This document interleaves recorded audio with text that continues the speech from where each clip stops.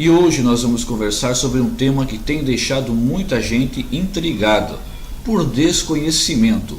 Vamos falar sobre os dons do Espírito Santo.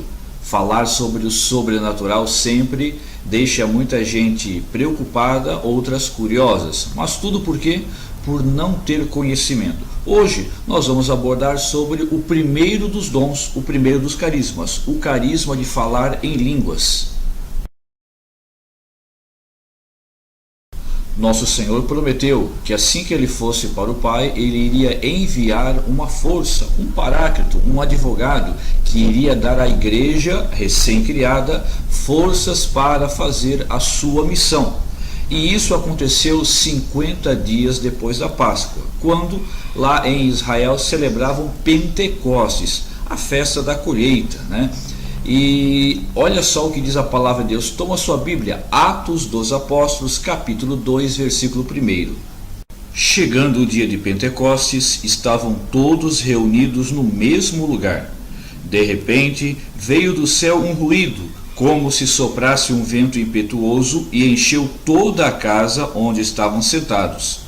Apareceu-lhes então uma espécie de línguas de fogo, que se repartiram e pousaram sobre cada um deles. Ficaram todos cheios do Espírito Santo e começaram a falar em outras línguas, conforme o Espírito Santo lhes concedia que falassem. Então veja, você que nos acompanha, esse foi o início da igreja, o dia que Jesus enviou o Espírito Santo. Se a igreja chegou até os nossos dias é porque é o Espírito Santo que empurra, né? Que dá essa força, que nos empolga, nos impulsiona para continuarmos a nossa missão. Mas o Espírito Santo dá carismas, e o primeiro carisma ali se manifestou, que foi o dom de falar em línguas. Mas o que pouquíssima gente sabe é que este dom de falar em línguas, ele tem uma divisão. 3 divisões, ele é dividido em 3 partes. Vamos conhecer quais são? A primeira grande graça de você receber a efusão do Espírito Santo, de você falar em línguas, é a xenolalia. Isso mesmo.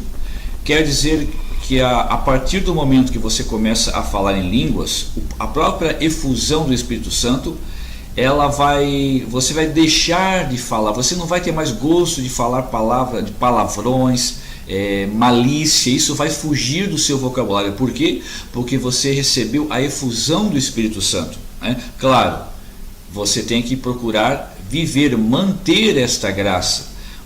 E Deus é fiel. Se eu faço a minha parte, Ele faz a. Então, a primeira grande graça de você falar em línguas é a xenolalia. Você deixa de falar palavras torpes, palavras sujas, malícia, palavrões, e a sua linguagem passa a ser uma linguagem santa, como é vontade de Deus para todos nós. Uma outra grande curiosidade do povo, né?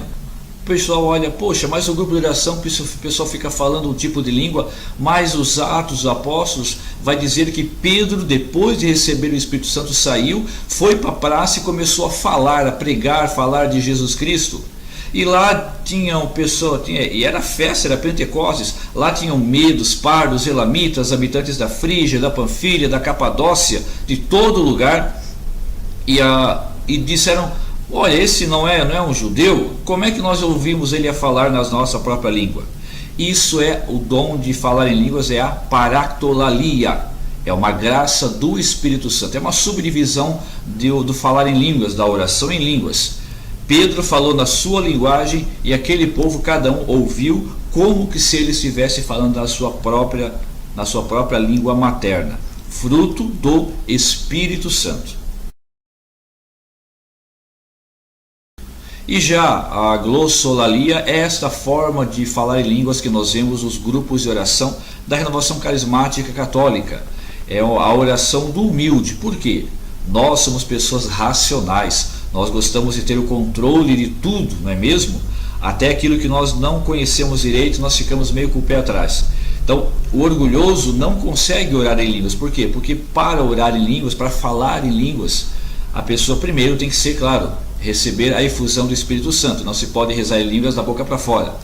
mas ela tem que, ao receber a efusão do Espírito Santo, ela tem que permitir que a sua razão diminua, ceda, para que o Espírito Santo tome o controle e ele sim faça a graça da oração, tá certo? Espero de coração que esse nosso encontro, esse nosso bate-papo possa ter te ajudado a entender um pouquinho mais da graça do falar em línguas. É uma graça, é uma bênção, e quisera Deus que todos nós pudéssemos, ter esta graça. Mas quero aqui dizer o seguinte: falar em línguas não é sinônimo de santidade, tá certo?